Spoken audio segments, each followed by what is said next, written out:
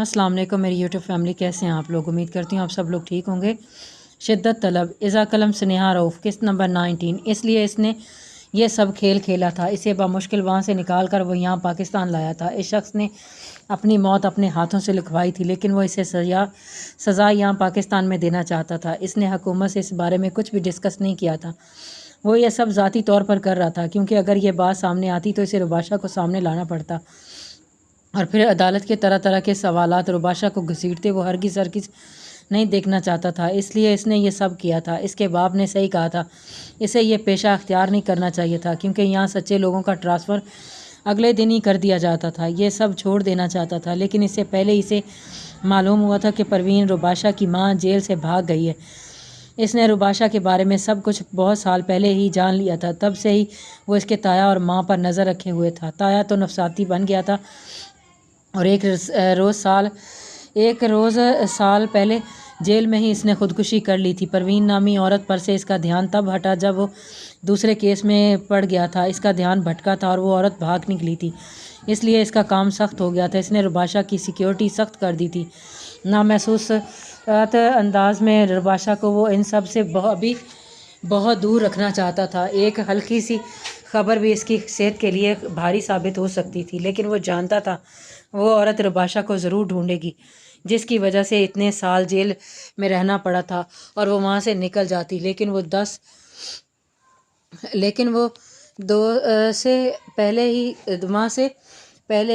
जब दुरेद ने रुबाशा के बारे में सब पता करवाया था, तो इसने इस औरत पर पिछले तमाम केसेस खोलकर इसको उम्र कैद की सज़ा सुनवा कर मुतमईन हो गया था। लेकिन अब वो जानता था रुबाशा को वो ढूंढेगी और अपना बदला लेगी। वो थक गया था इन सब में, पुरसकून ज़िंदगी चाहता था। जल्द वो सारे केस खोल बैठा था। एक केस जो इससे अब भी हल नहीं हो रहा था, वो था इसकी माँ का केस। इसके बाप ने इसे उम्मीद दिलाई थी कि वो ढूंढ सकता है कि किसने इसकी माँ को मारा है। वो जितना अपनी माँ के केस को संभाल रहा था, वो इतना पेचीदा होता जा रहा था।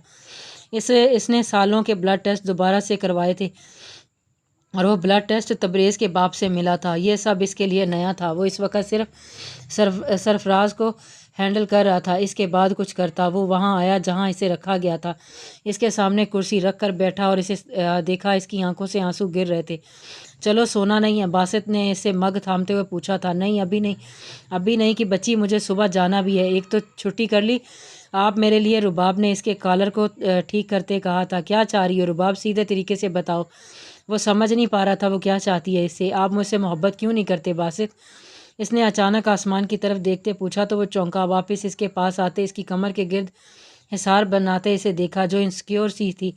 तुम्हें क्यों लगता है कि मुझे तुमसे मोहब्बत नहीं है? क्योंकि आपने ऐसा कभी ज़ाहिर नहीं किया था। कभी मोहब्बत को ज़ाहिर करना ज़रूरी है।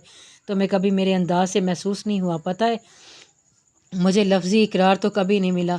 वो अफसरदा थी। मुझे नहीं लगता लफ्ज़ी इजहार हमारे इस पाकीज़ा रिश्ते में ज़रूरी है। तुम सिर्फ मेरे अंदाजे से जान लो। वो इस कंधे पर लब रखते हुए बोला था, तो वो खामोश हो गई। रुबाब, तुम ज़रूरी हो यार, अब से नहीं, बहुत सालों से। और अब मोहब्बत का बाकायदा इजहार मैं तब करूँगा जब तुम मुझे कुछ दोगी। क्या? वो यकदम पुरजोश दिखी थी।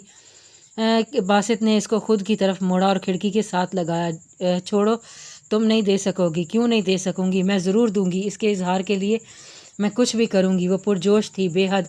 मैं कह रहा हूँ ना, तुम्हारी सेहत तुम्हें इजाज़त नहीं देती। इसके कमज़ोर जिस्म को निशाना बना गया था, जिसे वो फ़िट कहती थी। ये कमज़ोर नहीं, फ़िट है एकदम।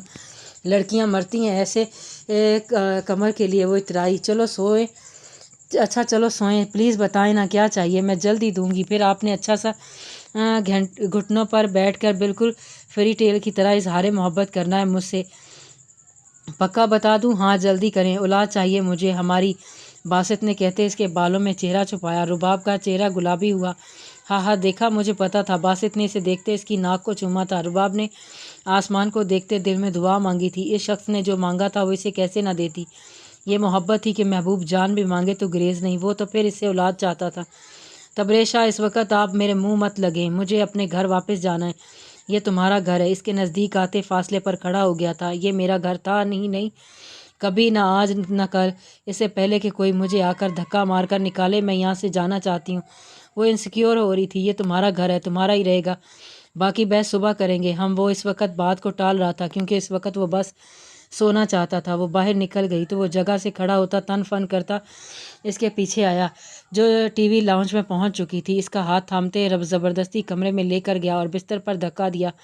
एक बार की बकवास समझ में नहीं आ रही तुम्हारे? नज़र आ रहा है थका हुआ हूँ, कुछ पल सुकून के चाहता हूँ, इसके बाद सब बता दूंगा। एक ही बात बार बार दोहराने का आदी नहीं हूँ मैं इन सब की आदी नहीं हूँ। मैं अपने घर की आदी हूँ। ये मेरा आर्जी बसेरा था, एक सफ़र जो बेकार गया। मतलब तुम ये कहना चाह रही हो कि मेरे साथ गुजारा तुम्हारा वक्त बेकार गया? और 1 घंटा बेड पर इसके नज़दीक रखता घुटना बेड पर रखते इसके नज़दीक रखता इस पर झुका था।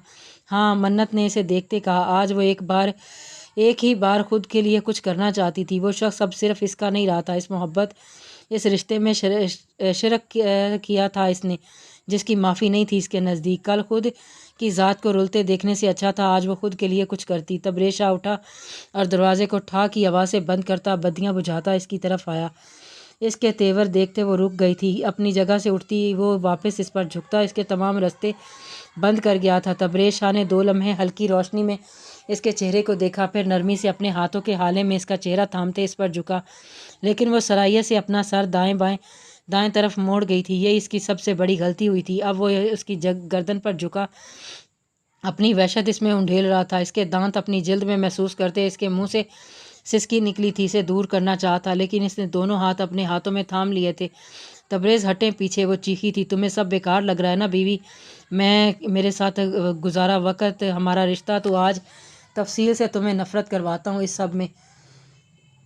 सब से। आपसे नफ़रत तो मुझे हो चुकी है तबरेज़, इसने कहा। तो तबरेज़ शाह ने झटके से सर उठाते इसे देखा, जिसकी आंखों से आंसू कितार दर कितार बह रहे थे। जिस दिन मुझे तुम्हारी आंखों में नफ़रत दिखी, इस दिन तुम्हें मेरे हाथों मारी जाओगी। वो कहता इसके गाल पर काट गया था। तुम ये नहीं कर सकते, वो चीखी। तमीज़ मत भूलो अपनी मन्नत, ये मैं बर्दाश्त नहीं करूँगा। वो धाड़ा था, मैं तमीज़ मत भूलूँ, लेकिन आप अखलाकियत और लिहाज सब भूल जाएं। किसी दूसरी औरत से मंगनी कर लें और शादी करके यहाँ इसी कमरे में, इसी बिस्तर पर। तबरेज़ शाह इस पर झुका था और अपनी वहशतें इसमें उंडेलने लगा। मन्नत की सिसकियाँ कमरे में सुनाई देने लगी थीं। इस कमरे तक रसाई सिर्फ तुम्हारी है, तुम्हारी ही रहेगी। इसके कान के पास वो बोला तो मन्नत ने होंठ काट डाले थे अपने।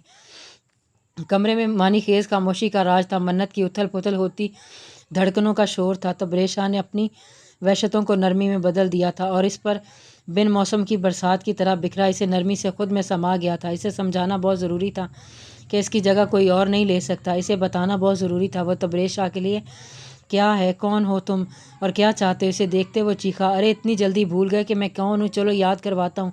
याद है 10 साल पहले मेरी बहन को पढ़ाया करते थे तुम, रुबाब यज़दानी। इस लड़के ने आंखें खोलकर बंद की तो दुरेद ने तमस्खर उड़ाती नज़रों से इसे देखा था। इसे मैंने कुछ नहीं कहा था, जाने दो मुझे। इसे नहीं कहा था, इसका खमियाजा किसी और ने भुगता था। इस रात तुमने रुबाब पर हमला किया था, यह जाने बिना कि वो रुबाब नहीं कोई और लड़की है। लेकिन इसे कुछ नहीं हुआ था। वो एक बार फिर चीखा, क्योंकि मैंने होने नहीं दिया था। दुरेद अपनी जगह से खड़ा हुआ था। जानते वो लड़की कौन है? इसके जले पैर पर दुरेद ने अपने भारी बूट रखा तो वो बुलबुला उठा था, बीवी है मेरी। वो आज तक मुझे अपना गुनहगार समझती आई है। इस रात को मैंने क्यों किया तूने ऐसा? अब खामोशी से बता। देख तेरे जिस्म और सकत नहीं है रखता। दुरेद ने गर्म वैक्स की बाल्टी को इसके पास रखते कहा, नहीं ये नहीं, मैंने बदला लिया था। तेरी बहन ने इस लड़के को सब बता दिया था। वो लड़का ना जाने क्यों तेरी बहन को बचा रहा था इसने, और तूने मुझे निकाल दिया। क्यों? लेकिन तूने अना का मसला बना लिया। दुरेद चलाया, ये सब रिकॉर्ड हो रहा था। नहीं, शायद मैं जाने देता, लेकिन इस साले ने मेरे घर आकर मुझ पर हाथ उठाया। साला बहन तेरी थी और क्यों बीच में पड़ा? वो ये नया इंकशाफ था दुरेद के लिए। तो इसका मतलब बासित बचपन से रुबाब। तो तुम इस रात क्या लेने आए थे? दुरेद सब जानता था, लेकिन फिर भी इससे पूछने लगा। मैं बदला लेने आया था। इस साले ने मुझे मेरे घर आकर मारा। मैं भी घर आकर तेरी बहन की इज्जत लूटना चाहता था, लेकिन मेरे हिसाब में गलती हो गई। मैं भूल गया कि ये तेरा फ्लैट है, घर नहीं। लेकिन लड़की की मौजूदगी से इसे तेरी बहन समझा था। और फिर वो खामोश हुआ। दुरेद वो लम्हा कैसे भूल सकता था जब इसने देखा कोई शख्स इस लड़की पर है जो इसके घर में है, इसकी निगरानी में। वो आगे बढ़ा और लड़की अब नीम बेहोशी की हालत में थी। सरफराज इसके कपड़े उधेड़ चुका था। इस लड़की की गर्दन पर जा बेजा निशान थे। अगर वो इसके कमरे के बाहर से ना गुजरता तो शायद कुछ बहुत बुरा हो जाता। वो इस लड़की पर झुका, इस पर काबिज था। दुरेद ने इसे देखते वहशत से इस शख्स की پیٹھ کو دیکھا اور اسے دھکا دے کر اس پر سے ہٹایا۔ وہ دونوں آپس میں گتھم گتھا تھے، لیکن لڑکی کی حالت خراب تھی۔ لڑکی رباشا تھی جو آغاز میں درید کے ساتھ اس کے فلیٹ پناہ لینے آئی تھی۔ وہ لڑکا تو وہاں سے بھاگ نکلا، لیکن رباشا کے نزدیک جب وہ آیا تب وہ کچھ ہوش میں تھی۔ درید نے بیڈ سے کھینچ کر چادر اس پر دی تھی، لیکن اس نے روشنی میں درید کا چہرہ دیکھا تھا جو اس پر جھکا ہوا تھا۔ وہ سب ریکارڈ کرتے وہ اپنی جگہ سے اٹھا اور اس کے نزدیک آیا اور اس بالٹی کو پاؤں کی ٹھوکر مارتے گرا دیا۔ جیسے غلطی سے تو میرے گھر گھس آیا تھا، ویسے غلطی سے میں نے تجھے سری لنکا سے نکال کر یہاں بلایا اور یہاں تجھے جلا دیا۔ مجھے جانے دو، وہ شخص چلا رہا تھا۔ نہیں، ہم رو کر دکھا، مجھے تیرے آنسو چاہیے، یہ آہیں نہیں، آنسو دیکھنے ہیں مجھے تیرے، شاید آنسو تیری رہائی کا سامان بن جائیں۔ وہ شخص شاید نہ روتا، لیکن گرم ویکس اس کے جسم کے ساتھ چپک گئی تھی۔ وہ زمین سے اب اٹھ نہیں پا رہا تھا، اس کا جلا جسم مزید جل رہا تھا، اس کی آنکھوں سے آنسو گرنے لگے تو درید اپنی جگہ سے کھڑا ہوا۔ مجھے چھوڑ دو، کیا تو نے اس لڑکی کو چھوڑا جو تجھ سے ایسی ہی بھیک مانگا کرتی تھی؟ وہ عورتیں جنہیں ان کے شوہروں کے سامنے بے لباس کیا کرتا تھا، وہ سری لنکا میں بھی اس کام کی تفصیل جانتا تھا۔ اس نے گن ہولڈر سے گن نکالی اور اس پر ایک گولی چلاتا باہر نکل گیا۔ ان جیسے لوگوں کا انجام یہی ہونا چاہیے تھا۔ رباشا درید یزدانی، تمہارے شوہر نے تمہارا بدلہ لے لیا۔ اور آسمان کی طرف دیکھتا مسکرایا۔ فون پر آنے والے میسج کو پڑھتا وہ گھر دوڑا تھا۔ صبح وہ اس سے پہلے جاگ گئی تھی، کمرے کی چھت پر نظریں ٹکائے وہ اس کی حصار میں تھی۔ صبح بخیر بیوی، وہ تبریز شاہ نے آنکھیں کھولتے اس کے بالوں پر بوسہ دیتے کہا، لیکن منت نے کوئی رسپانس نہ دیا۔ تبریز شاہ نے اپنی گرفت اس پر سخت کی تھی، اس کی توجہ خود کی طرف مبذول کروانے کی خاطر، لیکن اس نے تبریز شاہ کو دیکھا بھی نہیں تھا۔ منت، تبریز شاہ، تم اور تمہاری خوشبو تبریز شاہ کو ہر وقت ہر لمحے خود میں چاہیے۔ تم ضروری نہیں، فرض ہو مجھ پر، اور ان چیزوں سے میں اپنی تمہاری کوتاہی ہرگز برداشت نہیں کروں گا۔ وہ اس پر جھکا، اس کی آنکھوں میں آنکھیں گاڑتے بول رہا تھا، مجھے واپس جانا ہے اپنے گھر۔ اس کے جواب میں کل رات کی بات دہرائی تو تبریز شاہ نے سائیڈ میں سے فون اٹھایا اپنا۔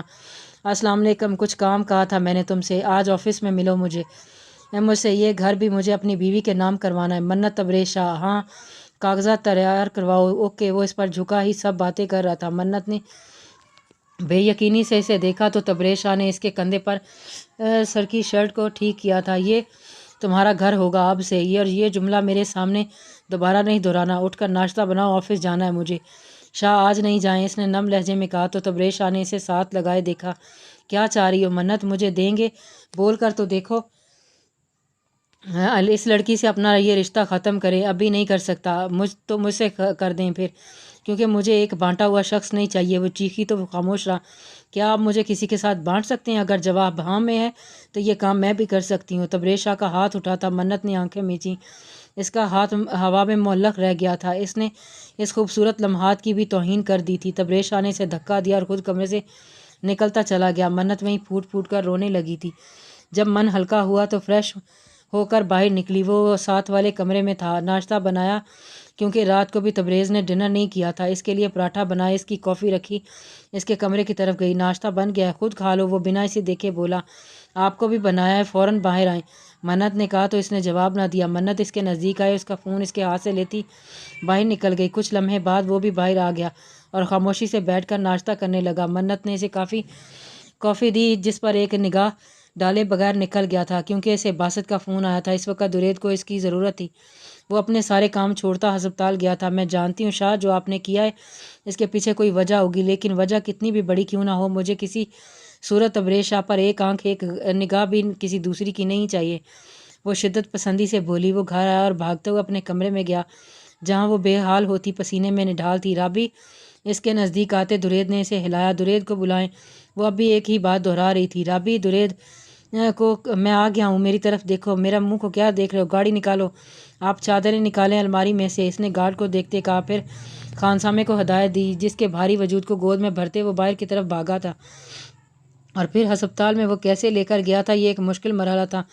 وہ بکھری حالت میں پسینے سے نڈھال وہاں کھڑا تھا۔ رباب اور باسط بھی آ گئے تھے۔ صبح کا دن معمول کے مطابق تھا، وہ اپنے کاموں میں مصروف تھی جب اسے خانسامہ نے فون کر کے رباشا کا بتایا تھا۔ اس نے فوراً باسط کو فون کیا، اس کی حالت کا بتایا۔ تم تیار رہو، میں آتا ہوں۔ باسط نے اپنا سارا کام وہیں چھوڑا تھا۔ اس کی زندگی میں دو ہی تو صفیں نازک تھیں، ایک بہن اور دوسری بیوی۔ وہ پہلے گھر آیا، رباب کو لیتا وہ ہسپتال بھاگا تھا۔ وہاں جا کر اس نے درید کو یہاں وہاں چکر کاٹتے دیکھا۔ ہزاروں اختلافات اور ناراضگی سہی، لیکن اس وقت وہ اس کی حالت سمجھ سکتا تھا۔ رباب نے درید کے پاس جاتے اسے حوصلہ دیا تھا۔ باسط ڈاکٹر سے مل رہا تھا، وہ بہتر سے بہتر ڈاکٹر اس وقت اپنی بہن کے لیے چاہتا تھا، لیکن اب تک انہیں کوئی اچھی خبر نہیں ملی تھی۔ اس نے درید کا غصہ دیکھا تھا، اس کی ہمت نہ ہوئی کہ آگے بڑھ کر اسے تھامتا۔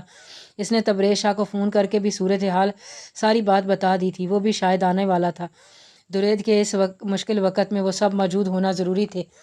دو ہی دوست تو بنائے تھے درید یزدانی نے اپنی زندگی میں۔ بھائی وہ ٹھیک ہوگی، رباب نے کہا تو درید نے اسے ساتھ لگایا، اور وہ درید یزدانی کی زندگی کا مشکل ترین وقت تھا جو اس نے اس سے ہسپتال کے کوریڈور میں گزارا تھا۔